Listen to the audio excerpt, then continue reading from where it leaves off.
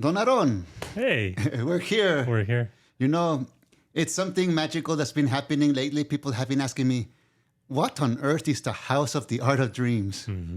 And, it's a artistic way of saying it in English, but translated in Spanish how I understand it.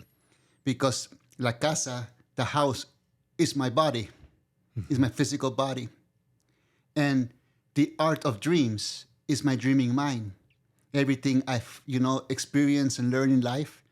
And this is why these events are called the House of the Art of Dreams, because I'm about to share all my books, information from all my books, inspiration from music, inspiration from life, lessons, everything that I have gathered, all the information, all the lives of Don Jose, that right now I decided to jump into a different artistic way of presenting in a shamanic tradition because, I got comfortable in doing what I used to do, but I needed to challenge myself because, as an artist, especially an artist for spirit, of getting the wisdom, cultivating, going through experiences, going through the hard times again, because no matter all your work that you've done, no matter all the process that one has done, life continues happening. So it's about having the arts in your own way of taking action, because I cannot take action your way or my dad's way or anybody else's way. The only way I know how to take action is the way that I take action to tackle whatever I need to tackle, because no one else is going to know. I can gossip about myself to people and they only get like 40%, 30%, and the rest of it is, something else. But when we talk to ourselves, everything we want to let go of, everything we want to grow, only we know. We know what's stopping us. And to realizing that if we are creating art that's going against us, to have that awareness, because many people don't have that awareness. Like I didn't have that awareness, even in shamanism.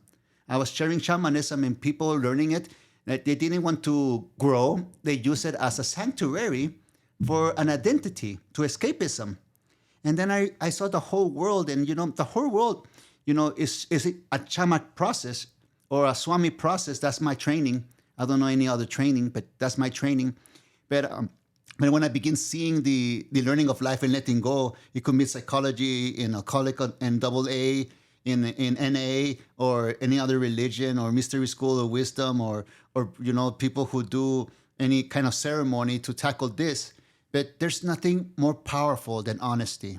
All of these are ceremonies to identify the problem. And yes, we make a beautiful, powerful ceremony, but what's going to happen the next day? You have to continue working in your home. Mm-hmm. And that's why when we cultivate the art of dreams, the way that we present, we create magic. Because we're using the word not as a concrete medicine, but as an explanation of doing so. So I'm very excited to, go on tour and share with this, because I tell you how this began. I was going to go to this, to India and to Mexico, and then something happened that I didn't go. And, I felt bummed that I couldn't go, but then in one of my meditations, I said, Jose, that's how I call myself now in my art of dreams, is my expression, because, but the memories of Don Jose, the memories of Kaleshwar, that's my spiritual name in India and my spiritual name in Toltec, I was saying, you already got all this information. You already got all the seeds, and you have not planted a forest of your own. And it comes a moment in our life, in our training in shamanic or a Swami path, that we have to get the seeds of our elders that we learned to recognize that was a structure of letting go, like a rattlesnake, letting go of things that we didn't go. But once you confront the infinite, you're perfect in a way of living.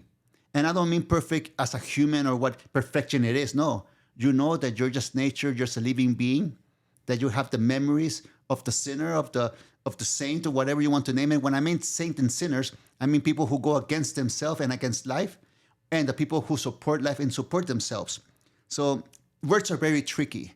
That's why it's an art. And many people don't understand their own words. They invoke forces, like the Caifanes says, that they will not ever understand because they look for sanctuary. But in this being said, I have now the seeds of everything that I've learned. And if I'm going to do a ceremony in Teotihuacan or a ceremony in India or a download, in my meditation, the art of the House of Dreams of Jose says, take those seeds wherever you go and plant them. The soil ground is ready. And it's not only me doing the work, it's whoever's going to come and be part of this show. And, I'm very happy that you and Doña Carla and Don Luis are joining me in this beautiful ceremony, because this is a beautiful dream that we have cultivated as Toltec Visions. And Toltec Visions is, let's say, it's an art form. It's a masterpiece of a form of art. And it's not songs, it's not ballads, it's not, even though it's music and speaking word, it's just art. It's just like a painting. And this is meant to transform lives. So in the House of Dreams is where we all going to express ourselves and, be all the different versions that we were. So I'm very happy that in this journey, I'm going to share my lessons that I learned from India and lessons that I learned from the shamans, from Peru, from Americas, from Teotihuacan, from the Mayans, from Africas, and also the beautiful connection of seeds that that we go traveling around the world, like Egypt. Egypt. I'm very touched with. It's not my tribe. What I mean by my tribe is not my path. I have two paths in my life: it's Toltec and Hinduism, and those are the messages that changed my life. But then I entered another world. And that's the world of Jose, the one who was possessed by its poison. And in all those journeys, I cleaned my poison and new poison came in. And all those years, I cultivated ways of art to deal with each poison that came in my life. Now I can identify poison without the story, because it's a vibration. And this is why music is very important, because music is a vibration. Just in the universe, in the space, in the infinite, there is no sound. It's vibration.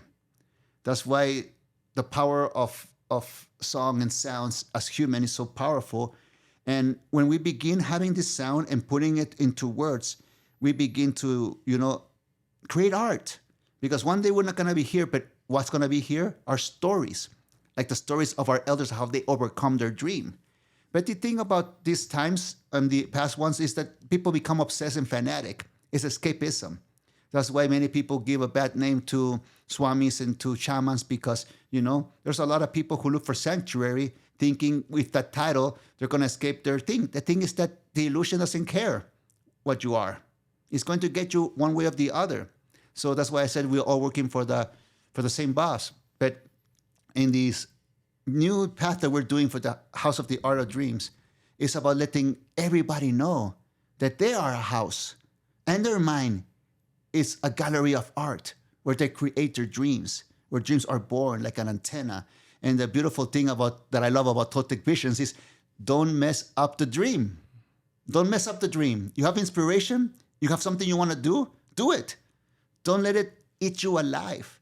And that's why the presence of spirit in action is more powerful than reading a book, is more powerful than listening to a lecture, because it's inspiration, the energy connecting with you.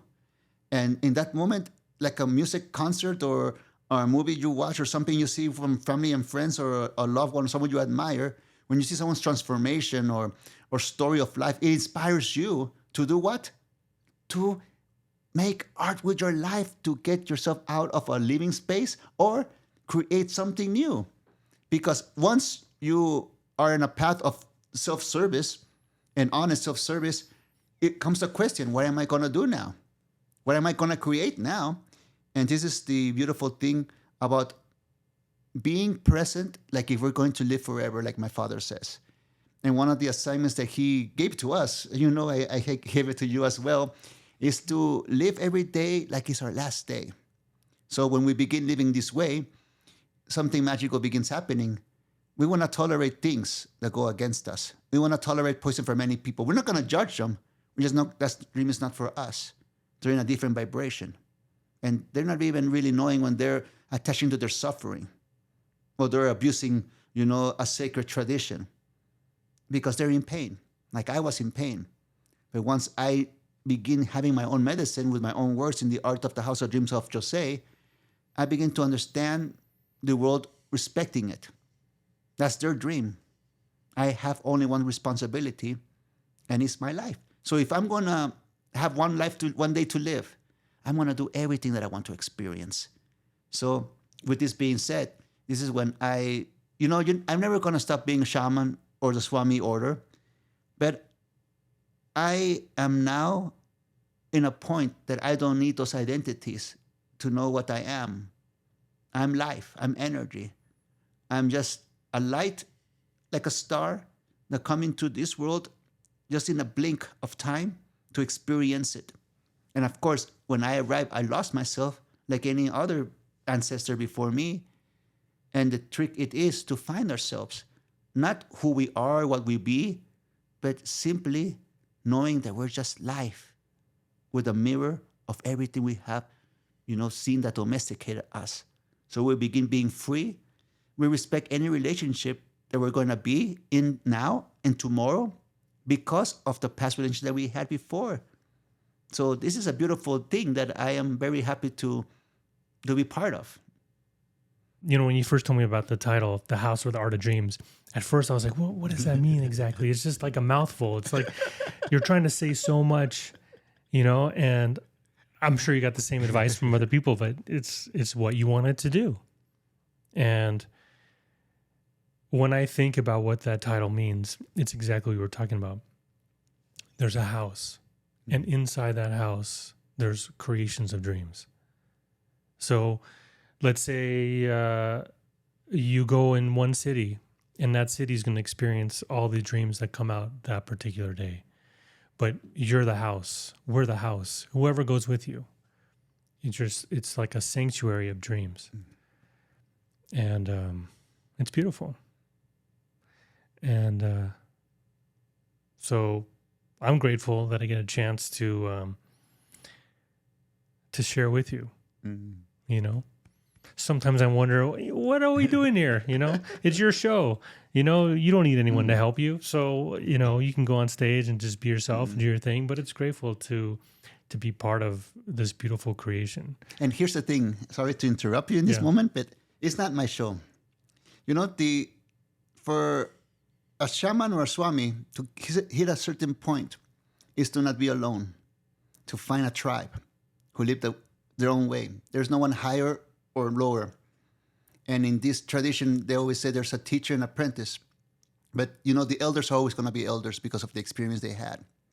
But honestly, we all are working through the same boss.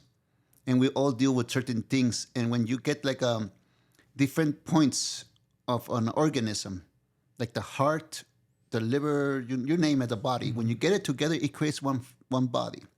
So it's one energetically formed. And this is created by all of us because everything is coming in the same form. And when we were in Penny River, 2001 or 2, can't remember, memory Wi-Fi is getting slow in my head because of age. But I remember just looking into your eyes and saying, I know you for a long time. And I just met you, like 2 years before happened, we all have different lives where we come in, have dinner, and we all go with all the rest of my dad's apprentices and dreamers. But in that moment, we were in Penny River in Tennessee, and I remember we being there, and the river was passing by. I said, no, we're going to do something together. And I knew it not because of story, it's because I felt it. So in little ways, this dream of collectiveness of you, me, Carla, Luis, and whoever's going to join us, it's a collective of the paths that already are in movement. We're just showing up and experiencing it. Mm-hmm. So I'm very happy because you have wisdom that I don't have. Carla has wisdom that I don't have. And Luis has wisdom that I don't have. And I have wisdom that you guys don't have. But together we create this wisdom, and it's about friendship. Mm-hmm. And this is one of the things that in spirituality, especially spiritual leaders, forget. We're here for friendship. Mm-hmm. We're not here to tell people what to do, how to live life. Right. We're here to remind them life is short. And this is what we're doing. Yeah. And every time we hang out, it's just magic, especially Toltec Visions. We get together and just like manifest music and songs because it's not that we sat down and wrote it and, prepared it and, all, structured. No, we came with open hearts to create one another. Mm-hmm. And this is exactly what we're going to do on stage. Yeah. Yeah, it's a beautiful thing. I remember that Penny River so well. And it was like walking up to you. Out of anyone, I just wanted to share what I was experiencing with you. And I felt like you knew exactly what I was experiencing. And we both were smiling because we both were like, yes, this is what life's all about. It's about enjoying that friendship, because I felt like a flower that was being fed by the sun, and I felt like the sun that was feeding a flower. And to me, that's friendship. It's giving someone the permission just to be themselves and be in awe of whatever they create, and simultaneously being free to create and express whatever I am experiencing in that moment, knowing that you're there to be a witness to that creation as well. Yes. And it's a beautiful friendship. And to take that on the road and just see what happens, it's magic on the road. And it's totally magic. And, I am very touched and happy because I've been transforming my own life, In my spiritual path, I'm now in the Shiva Shakti, that's in Hinduism, and in shamanic is to spirit. And I'm in that vibration right now, and I think I'm going to die in this vibration because I'm at home. Mm-hmm. I'm just life. But I am so happy and very, in a safe space with you, Carla and Luis, and Ahmet as well. All of you supported, without even speaking about it. I begin using makeup. I begin, feminizing myself and embracing the male and the female into one. And all of you were so supportive of it that, nothing needed to be spoken of. It was just happening so beautifully. And that's what friendship and tribe it is. We don't see race, skin, or what we look like or gender. We're just here, the harmony of humanity, of, being kind, respecting one another, loving one another. And in this form of being, when the machismo ends and you embrace Divine Mother, and the machista comes back to melt down everything it is learned, and that male energy comes back to serve Divine Mother, because Divine Mother, every female is the portal of the infinite into life. And in Teotihuacan, my ancestors, they're all support Divine Mother. It's like the bees and the ants, they support the queen. So when Teotihuacan was in the powerful generations, when there wasn't at the top power, it was ruled by women. And also in Hinduism, everything is about Divine Mother. And everything is just, to being grateful. And the curse that happened in humanity was machismo. And that was the biggest mask. And because of this, people got wounds. People take it personal. They have hatred. Even you can see it right now, the world as it is. It's angry. It wants to hurt one another. Could you imagine this hand hurting this face? This is what's happening with humanity. So when the higher vibration of a male energy and a female energy become the perfect equilibrium with all realities, is because there's peace being made. Mm-hmm. So if everybody embraces this in life, I'm not saying that they have to be a certain way or pick a certain gender. No, I'm not saying anything like that. I mean about respecting, to find the perfect equilibrium to make peace in this world, knowing that everything is okay. And the only thing that will have a but is the wounds, because I had a lot of wounds that didn't permit me just to open my heart and express, because there was a big judge. Because when I just open up to this new path of spirituality, the only judge was myself. Mm-hmm. Like I say, the tribe supported me. My family supported me. People who come, they supported me. And people who are mean to me or put me down has nothing to do with me. It's with them, because of the hate that exists in this world. So with having the courage of just being yourself, it's like Mama Kali. It's like a Tonantzin coming, stepping on the demon, and showing the wrath of a hurricane. Mm-hmm. That no one is going to hurt my human. No one's going to hurt my children. No one's going to hurt my family. No one's going to hurt my friends. No one's going to hurt my animals. No one's going to hurt my forest. In that moment, we begin having respect, because what's happening in this world right now is the greed. And also trying to be happy for what we're not is part of a greed, because one begins collecting things thinking that we'll be happy. And that is the sanctuary that happens in shamanism. If I only have the title, if I only have a spiritual name, if I only get initiated, if I only have a partner who's like a higher vibration, I will be okay. It's looking for validation for the outside. But when you find validation from the inside, you find your true friends, because they support you, because you support yourself. And if it's one day to live, you have no time to waste. So if we don't judge ourselves, nobody else can judge us. And the house of the art of dreams is based on respect. Yeah. You know, it's a message that, you know, you feel right away those people that are interested in that kind of message, and you feel right away those that are not. Because you can see the world right now and the way that the world works is that a lot of people are not looking for that message. A lot of people are looking for the opposite. They're looking for how to make more money, how to make more success, how to accumulate more things. But I can only speak for myself. Ever since I was born, I was attracted to the sensation of what it feels like just to be free in myself, whatever that means. And most of the time, it's exactly what you were describing. What it feels like just to love, what it feels like to love your own body, to love your own mind, to love everything that you say, everything that you do, to make everything that you do just a work of art. Yes. And to not judge your work of art, to not be looking for other people to tell you, am I doing it right? Am I doing it wrong? How can I do it better? Because the moment you start asking everyone else for advice, you're not making decisions for yourself. You're allowing other people to tell you what good art is, what a good life is, what it means to be successful. Nobody knows. Everyone's, you know, trying to figure it out their own way based on what they were taught and told by someone else who's no idea how to figure it out. And so there's no roadmap. We have to create our own trust in figuring out what works for us and be sincere about it. And that's what I love about, you know, when you became vegan, you weren't trying to convert anyone else to be vegan. We go to restaurants and you order vegan food and everyone orders meat. And there's so much respect for the way other people live their lives. And it's just mutual respect. It's just friendship. And sometimes we all order vegan food and we like it and it's fun.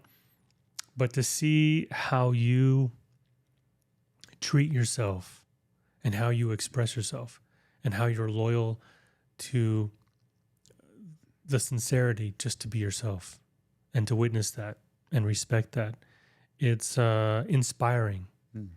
And everyone has their own way of, okay, how do you want to express yourself? How do you want to dress? How do you want to talk? You know, everyone's an artist and you choose how you want to express yourself. And, you know, I can speak for many people in this world. It's scary sometimes to take the risk just to express yourself just the way you are, because we open ourselves up to judgment. But at the same time, when we overcome our own inner judge, then we no longer judge ourselves, then other people's judgments, it doesn't matter. I used to talk about this all the time. Mm-hmm.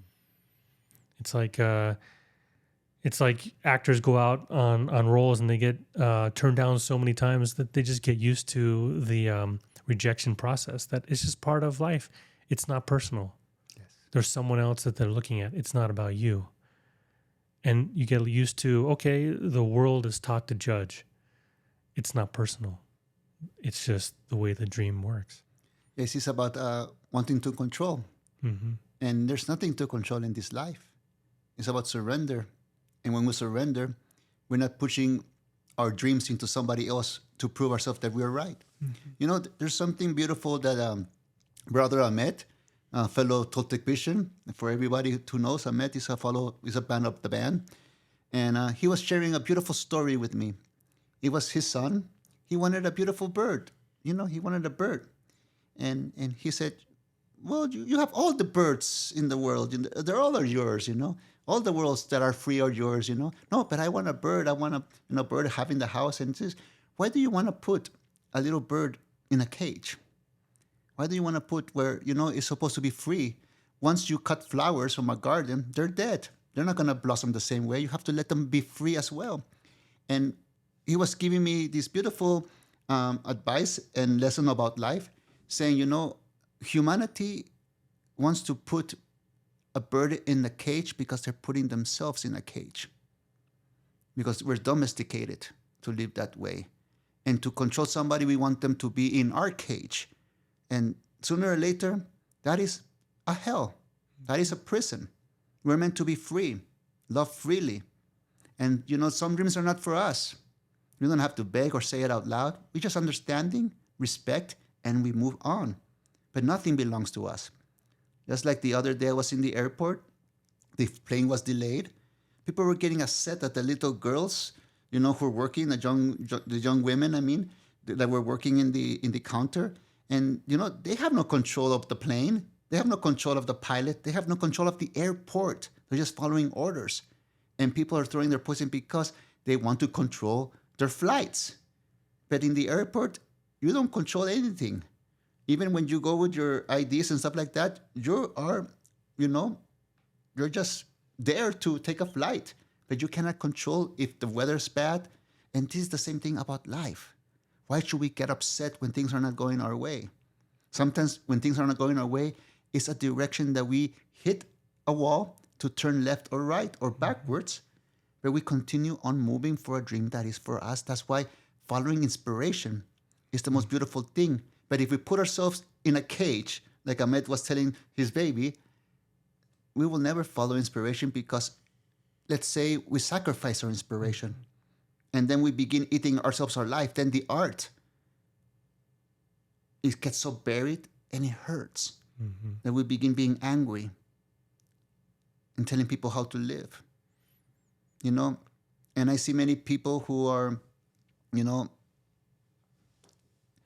happy in their life, using veganism, using spirituality, using all the other things as an excuse to be mad and put poison to somebody else. Yeah. But when you respect, like I say, I make food for my dad. I've made food for my mom. I made food, if they have, I know how to cook all that food that my grandmother taught me to cook because I know how to cook seafood. I know to cook all of that. I don't like it anymore because I've evolved in my own personal dream. But there's people who love still that. And people that I love making something for them.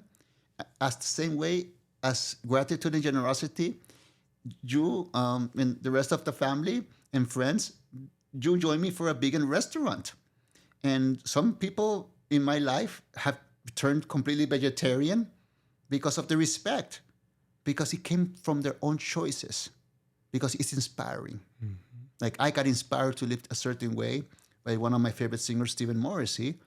And, it inspires me so much, but he showed a video that people looked away, but I didn't want to look away because I see the way they treat animals the same way that life treats human, the human treats human.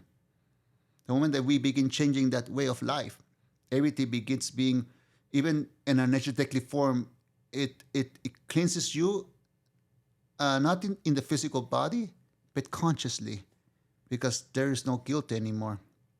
Your clean consciousness. So the Egyptians always say, in order to enter heaven, your heart must be light as a feather. If your heart is not light as a feather, you may never enter heaven. And it's not about a feather, It's about how clean is your consciousness. How is your guilt? How is your shame? How are the acts that you do? So, people who are close to me, they know I don't lie. If they're going to ask me something, they better be aware that I'm going to tell them the truth about myself or my point of view. But I reserve my point of view because it's not being asked. So I keep it to myself. But if someone asks me, I'm not going to lie. I have my principles. And it's because I respect the house of the art of dreams of Jose. And for me, Don Jose died. Why? Because Don Jose for me is a character that I was that helped me leave the addiction of suffering behind. There was that part of me, El Gallo, Jose, who was missed of suffering. But Don Jose, it was the step to let that go. But I couldn't be Don Jose for the rest of the life because after all the training, I'm not going to stay in sanctuary and island safety. I'm going to do what I work all my life for, to live in personal freedom and to express myself how I want to express myself and be organically and authentically. And that's why I cannot lie to myself. And if I lie to somebody else, I'm lying to myself. You know, there's something powerful that my father always said to us, and they said it to you too, because I know it. He says, I'm responsible for what I say. Mm-hmm. I'm not responsible for what you listen. And that's powerful. And it gives you freedom to not control. Well, it gives you responsibility for what you say. Mm-hmm. Because if you agree that, okay, I'm not responsible for what you hear, you agree to take the responsibility to always be clear on your side, that you're not saying something intentionally distorting, or you're very clear with your message. You're very clear with how you express yourself. And then that gives you the clear conscience that they can do whatever they want with that information. Yes. But I know that the information I'm giving is true, sincere, and it's true for me, and as clear as can be. And it comes back to the agreements and being impeccable with your word. Yes. It's a way of life. And it's not about being openly honest. Like you were saying, you hold your truth until someone asks. It's not our place to just tell everyone what you see, because what people see is just a point of view. It may be true for you. It doesn't mean it's true for someone else. And when we sort of unsolicited give people advice about their life, it's not always helpful. And we might see something that might not be true for them. Am I making sense? Totally. And so it's like taking the responsibility first with ourselves, just to be honest. Many times we don't want to be honest with ourselves. There's stuff we don't want to look at, but we have to look at everything. Otherwise, like you said, we never have the experience of a clean conscience. Yes. And sometimes, we want to experience something that we already tried, but we try with awareness. Let's say if this is different, mm-hmm. but now we don't go as victim, right, or as a beggar or a controller, or, we just go with open heart and we go and taste that dream. And then we find out, this dream is really not for me. I gave it another shot, but it's not for me. Totally. Because, people grow. And people do not know how to grow. Mm-hmm. People do not know how to let love grow because of possession, because of fear of being alone. But honestly, we're always alone. Yeah. We're born alone, we live alone, and we die alone, like my father teaches. And we begin realizing that every day we're someone new. Every day we shed the skin like a snake and let that dream go. And I remember when I shed my skin, I let the dream go, but I didn't want to let go, mm-hmm. because I was identified by my victimization. And that character doesn't exist anymore. How did you do it? How did you let go? Like what's that process for you? How did you do it? I found out that I was the love of my life. That this physical body that is Divine Mother's physical body is part of the earth. It's not mine. I'm just energy, light inside this body. When I go, it's gonna go back to the earth. Mm-hmm. So I found out how I treat this physical body is how I'm treating Divine Mother. Many people say that they love Divine Mother. They put candles, they put all this, but they treat themselves like hell. They keep themselves in a relationship. And sometimes sad, they avoid a beautiful relationship to support the dream of hell, supporting the victimization and not letting grow. When I make the act of not drinking and doing crystal meth anymore in my life, I didn't want to put that poison back inside my Jose, because I evolved that physical body. It is Mother Earth. So the moment I begin changing that aspect, my willpower became so strong. It was will against temptation all the time. And that's why I said that in the Toltec tradition, there's nothing to learn, but unlearn how we treat our physical body, the love of our life. And then when we begin living this way, we find somebody who is the love of their life, and we share life with them. We don't control them. We're like the birds flying in our own dream, like the flowers just expressing our own beautiful aroma. We're just beauty. And how many times people say, I'm not beautiful. I'm not beauty. I cannot do it. I cannot do this to myself. It takes time. And believe me, to be a complete carnivore being so unhealthy to let go and begin being vegan, on learning how to be carnivore, it was willpower to the max. But I knew that I've done it before, leaving crystal meth, leaving alcohol, leaving machismo. I've done it before. So when you overcome an obstacle for the love of your life, it doesn't matter the illusion, the story. It's the same act of power. And this same act of power is what we do in ceremony. Like in the past, I needed to go to a mountain, open my arms to do this. Now I can make that ceremony without leaving my home. I can teleport myself into other places. And I don't mean this physical body, but my energetically, because I'm connected to everything. Like I can close my eyes, I can be walking in Teo. I can close my eyes, I can be in the town of Chirdi. I can close my eyes, I can be in this amazing, beautiful concert, hearing, the songs that I love. It's about transporting myself with the essence. And when I do that, sooner or later, the people that I was thinking about call me out of the blue, or they feel me. It's not that I'm putting my intent and walking there. No, I'm connecting. I'm connecting to life, and I am life. That's why sometimes ask me, what are you? What are you? How you identify yourself? I go, I'm just life. I'm just a living being. I don't believe in a character anymore, but I use it. So right now I'm having fun with Jose. Why? I tell you why. It's because that's what my stepmother, Mama Gaia, gave me. And me saying that name, I can hear her blessing me every day in my life. Everybody, that someone calls me Jose, I hear her calling my name because she represents in my life Divine Mother. She was there when I was needing someone the most, with that feminine, doorway going back home. Yeah. Even though she was not my physical mother, she was my mother.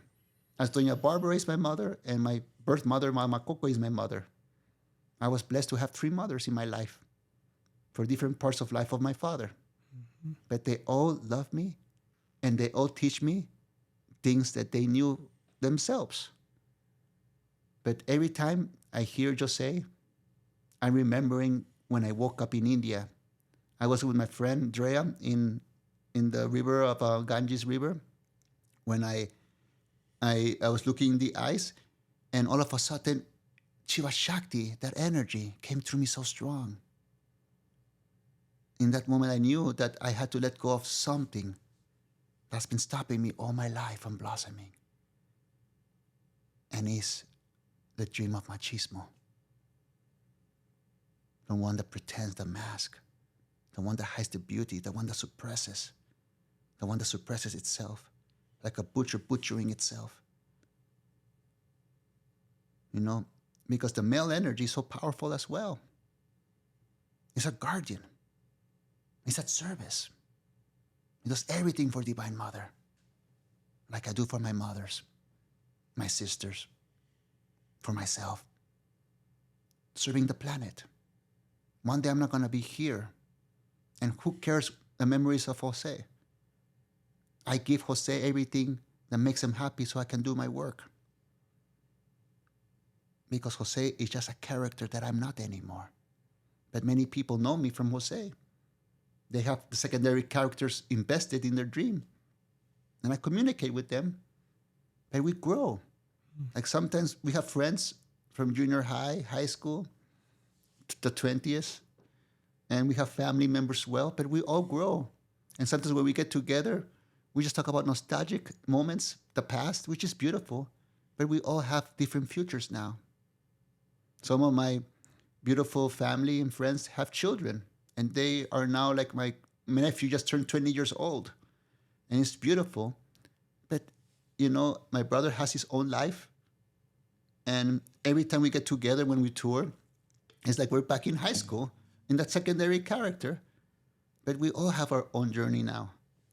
Doesn't mean we don't love each other. We love each other even more. But when we begin seeing how we have grown our own forest, And I go, I identify that forest. I identify the forest. Like I have my friends in Tijuana that I see them play the Astronaves band, and I see them play, rehearse, and it just makes me happy that they're doing what they love to do. And it makes me happy when they tell me they're happy me doing what I love to do. And we don't hang out as much as we used to, but we're always connected because of that energy connection. It's supporting one another. And the beautiful thing is when we come together, and not only them, with other people too, it's like we have never left. So we're a person that in the midst of a situation, we become the character. But having awareness that we're all of those characters is what I express myself, that I live in the art of the House of Dreams of Jose. And anytime I can create any character and give the same message, because I'm the same. It's beautiful. It's life. Yeah, it is. Man, you're amazing. Oh, it's just a miracle because you're amazing. And everyone who here is amazing. And to remember that is honoring your true power. Forget manifesting things. Forget, giving people spiritual names. It's giving them the love and support. And their true selves will show up sooner or later. There's something I want to say, and it's more out of curiosity. I just want to hear myself say it. It's like you were talking about, well, I forget exactly. But you were talking about, being in a cage and relationships. And so many times we make the relationship more important than our personal freedom. We're so afraid to evolve and grow in a relationship because the relationship becomes the most important thing. It's like this gilded thing that we have to preserve the relationship even if we're suffering. And we stay in suffering and we work and we grind away to try and fix something without growing in that and giving ourselves the freedom. And I know, I went through a relationship where I didn't want to leave the relationship because the relationship was so important to me. But I was sacrificing myself for that relationship. And I remember that relationship ended and you're like, you're free. And I felt it, just really that freedom, like real freedom. And it really made me understand so much of my life because when I was a child, and we've talked about this before, but I knew that there was a part of me that was real. It was just truth. And it was a part of me that was my mind, the thinking mind. And I didn't know which one was real. The force I feel inside of me or the one that knows my name, my address, and all that information. And I convinced myself that the mind was the truth. And I pledged loyalty to all that knowledge inside my head. And I tried my best to take care of myself, to grow, to evolve, to be the best Aaron that I can be, believing that that was the truth. And then I realized at a certain point, that wasn't real. And I had to let go of the part of me that's always trying to control, that's always trying to fix it, to figure it out, to take care of life when life is perfectly capable of taking care of itself. And when we were talking about your act of surrender, it's like, in a way, we have to die and let go of that need to control ourselves. And in the letting go of trying to control ourselves, we realize there's something else in control that's always been in control that we've been suppressing, that we've been pushing away because we thought we were responsible for taking care of ourselves. I thought I was responsible. And there was that idea that I need to be in charge that was unknowingly suppressing the truth of what I am. And you might call it machismo in your life, but in my life, it's not necessarily machismo. It's just everything I've learned from everybody. It's just the way the dream works. And yes, the dream is sort of filled by that machismo energy. But in my mind, it was just control, trying to control, trying to be in control. And at a certain point, you just have to let go. Yes. To give up the control. Yes. And in giving up the control, you realize there's something else that's always been there, patiently waiting. And it's not like, thank God. It's just like, okay, I'm ready. Come join me. Yes. And in that surrender, it's like, oh, finally, thank God. I can feel that freedom just to be, like you said, energy, to be life, to feel life. And then from there, you know what you like, you know what you don't like, you know what you are attracted to, you know what you're not attracted to. And like you said so beautifully, you can go taste the dream and not get trapped in that dream anymore. Taste it. If you don't like it, you walk away. It's not personal. Mm-hmm. And that's the power of love, of unconditional love. You let dreams be. And unconditional love for yourself, knowing that, having that experience, the life could have been over, but it continues. And sometimes we think that we're the person of importance, that we have to be the ones to do this. But when we die, right, life will continue. Someone is going to take our place. So when we change dreams, we let that go of the need that we think that we are, the ones, chosen ones. Like wanting to be remembered. Exactly. Right. But when you resurrect your dream, that's the purpose, that you are there and learn everything you needed to learn. Like, I wanted to go to India and to Teotihuacan, and in my meditation says, no, you take these seats and tour. You haven't toured like in more than 10 years like this, or more than that. Before I wrote books, before the book, I used to tour like this. So I'm going back to the basics. And the beautiful thing, it is about, seeing yourself in situations, like being open and without thinking. You're just open, and all of a sudden life happens. Like the other day, I was watching a movie called City of Angels. It's with Nicolas Cage, and he's like an angel service, and he fell in love, but he had a mission to be an angel. And then at the end of the movie, sorry to spoil it, whoever's listening, but at the end of the movie, he decided to be human, and he jumped into the ocean for the first time in a long, long time.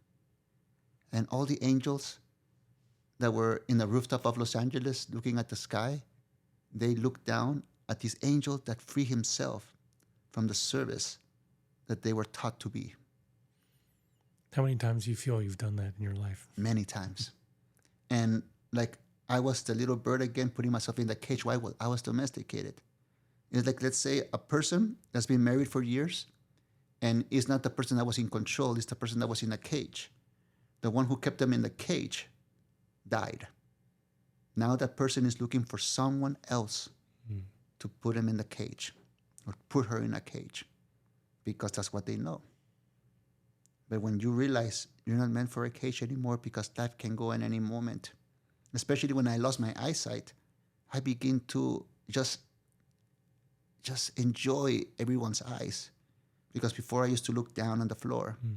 But when I got my eyesight back, is when I begin looking into people's eyes. And many people are uncomfortable with that, because it's a real intimate connection. But it's normal. Why did we make it, something bad? It's because we felt we're less than. The moment that we begin honoring ourselves, we're divine mother. We deserve to drink from the same cup of life that everybody else does. We deserve the beautiful life as well. And forget about the past life or the future life. No, we have this life only. You really have this life. For me, there's no other life. And it's the dream of the time of Gallo, Jose, Don Jose, and Jose. There are different times. Like, it's a time of Beatlemania. It's the time of Mozart. It's the time of Rome. It's a type of ancient Egypt. All of those are gone. But it made such an impact of the way of life that they made ripples of wisdom that they're still here because of the way they see life. And with this humanity basis, like Boom Bordy said in one interview that he did, he's one of my favorite musicians, AI needs the artist.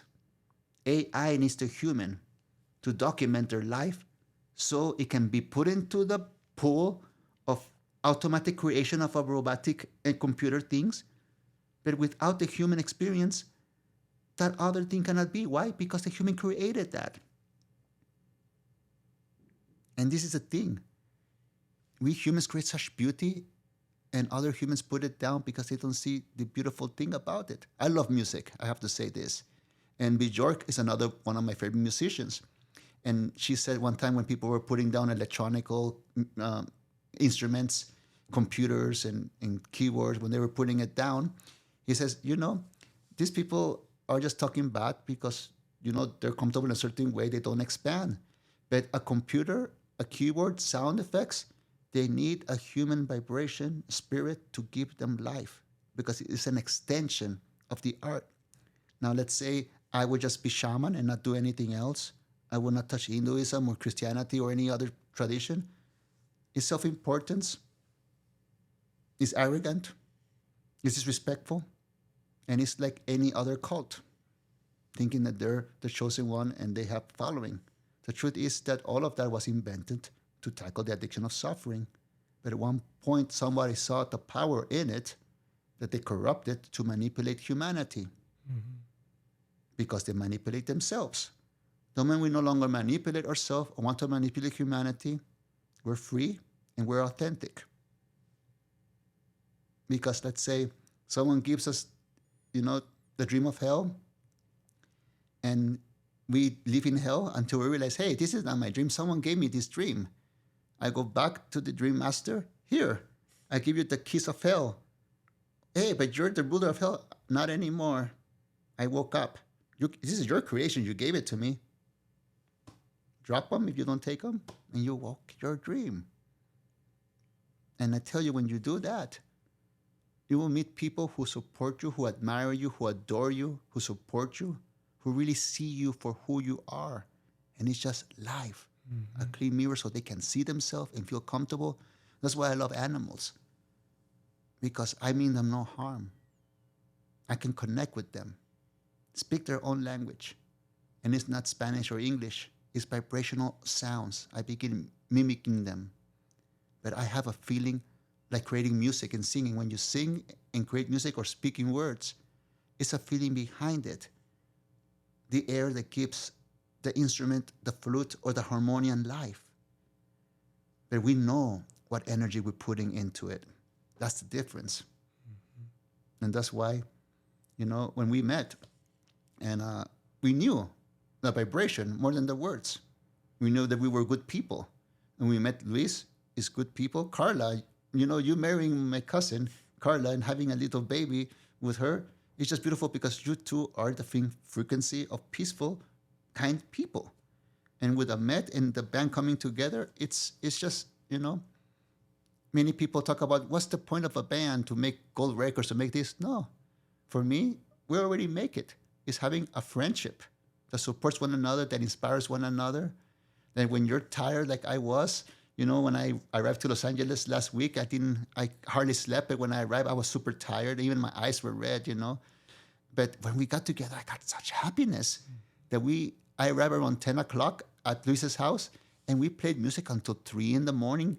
because it was just magic. I was enjoying life like it's the last moment. If it was the last thing that I will ever do, well, I lived it good. But the beautiful thing is the next day, I woke up and I rested, thank God. But, I did what I wanted to do in that moment. Yeah.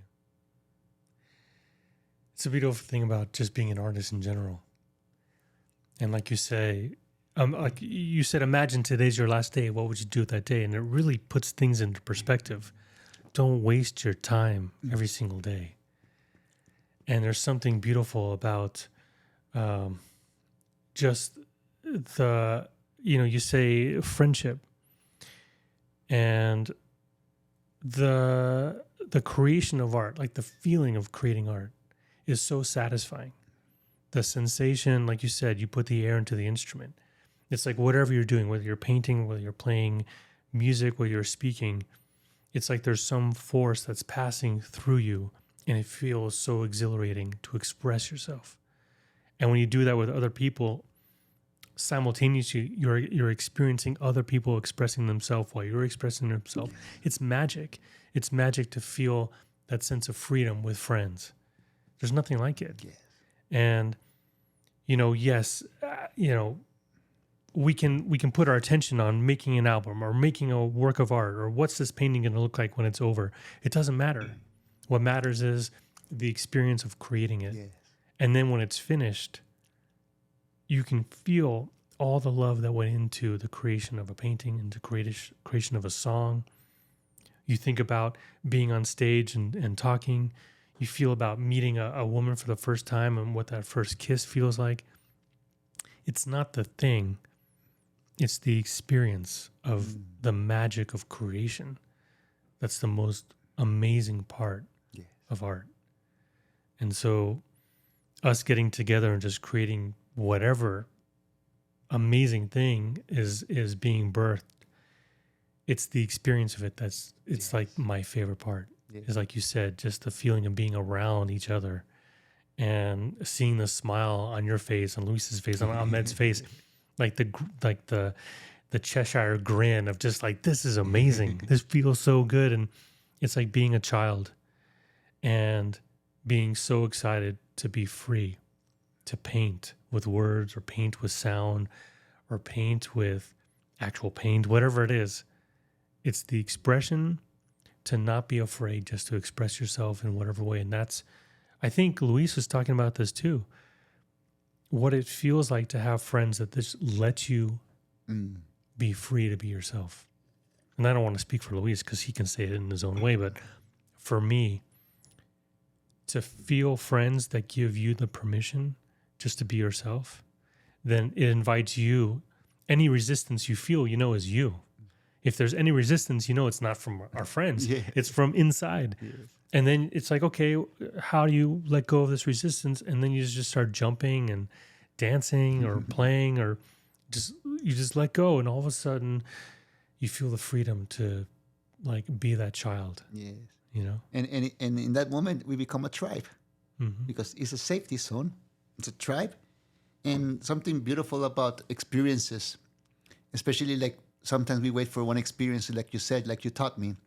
If that experience just happens one night, there's something you've been waiting for just happens one night, and the next day it's over, you have that one night. You have that one day that you were blessed by life, that life blessed you to have that moment of life. Now you can go on forward. Yeah. Because nothing is forever. Nothing belongs to us. But just have that connection, inspire our hearts to go even deeper, following our inspiration. And we will meet many characters in our life that they build our heart, that help us build our heart. Like I say right now, these days, I've been like almost 5 years single since, I got divorced, and I'm not looking for anybody. But I can sincerely say that my puppy Yogi got the best version of myself because I feel the best version of myself right now. And I really don't need anybody. I'm content. And in saying this, knowing that love is not about having somebody or a group of friends or anything. Love is really an inside source that begins opening up you, and you become a garden. And then you attract other gardens and you live in harmony. If it's friendship, peacefulness, if it's relationships, whatever it is, but you begin respecting that everybody has their own dream. And the beautiful thing it is, when the moment happens, it's going to happen. If I start planning the relationship that I'm going to have right now, I'm not going to look at the person that I'm going to be in a relationship with next because I'm expecting someone. I'm already controlling the someone that I haven't met. But when you are open, you meet authenticity. Like a group of friends, it's magical. And, I can't wait for next year. Because next year, I'm not saying this, I think I'm stepping ahead of myself, but I know we're going to do something magical and share this music that we have, Toltec Visions, with the world. Yeah. Because it's in the womb. Well, yeah. It's not something we want to rush either. Yeah. It's something that we're just taking our time.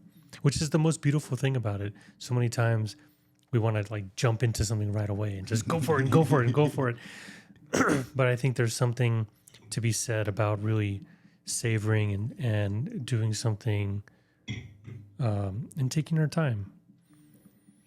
And I know my little boy's calling me, but you know, something we've talked about this a couple times, but you've mentioned the practice of living today like it's the last day. And many times it becomes like a conceptual thing until it becomes experiential, where you really say, okay, what if today is your last day? And you really start to feel it.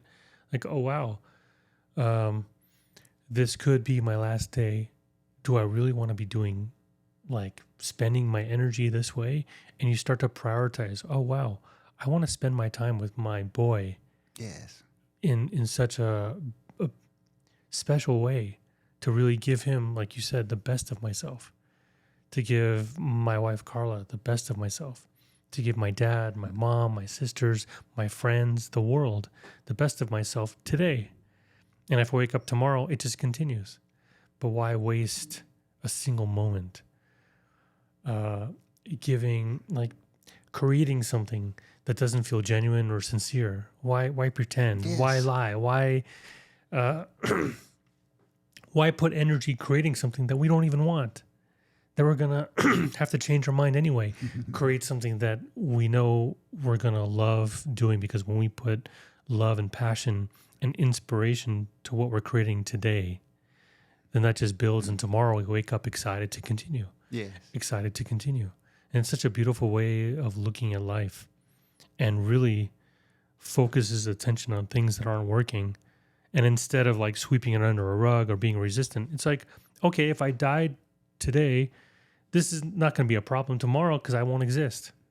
So why be afraid to try and transform it today? And you know, there's something powerful about living like it's your last day, because I remember at the beginning I'm doing this training. I'm like, oh yeah, sure, yeah, sure. But the more I started doing it, I started being identify how I wasted my time.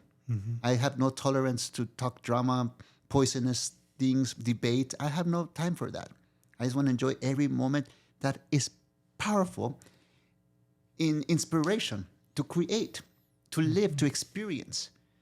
And there's fear and there's nervous systems. And when I feel like nervous system, that it comes into little fear, I'm feeling something that I need to walk above water, that I need to walk above that emotion, because water for me is emotion. And when I walk through that emotion, I become being stronger to honoring that part of me that is Earth's Divine Mother. And knowing that everything is perfect, and especially when I have experience with friends, family, I say, okay, I can talk and I can, share, and we're in communication, we're in agreement. I'm not going to hold something, that needs to be talked to. And this is something that I really admired you and my cousin Carla. When you both were ready to have a child, you were in Teotihuacan, and I always, smile about this. You went to the doctor to see, to prepare, and you were already pregnant, and that's the beautiful thing. And sometimes, we're having a beautiful conversation right now, but life happens. We've seen the signals. And for me, the signals that we had a beautiful conversation right now, I'm so grateful.